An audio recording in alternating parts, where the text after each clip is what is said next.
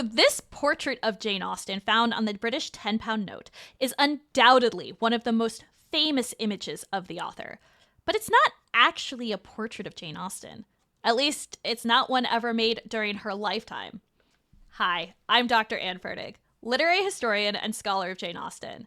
And this is our countdown to Jane Austen's 250th birthday and to the release of our podcast, Finding Jane Austen.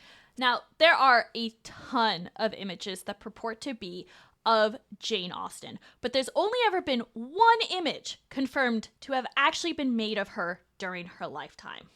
And it's not one you're likely to find on the British pound note or really in many other popular depictions of the famous author. Now, the portrait in question is not this image, which, while very fashionable, has a bit of a dubious origin story, nor is it this image of a young child often attributed as Jane Austen.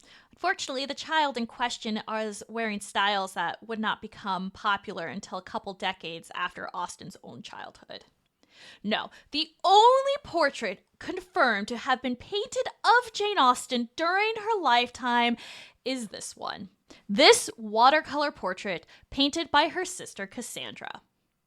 Now, decades after her death, Jane Austen's nephew wrote a memoir of his Aunt Jane, and he used Cassandra's original watercolor portrait as a basis for an engraving that would appear in his book. And it's from this engraving that all later images of Jane Austen spring, including the one on the British 10-pound note.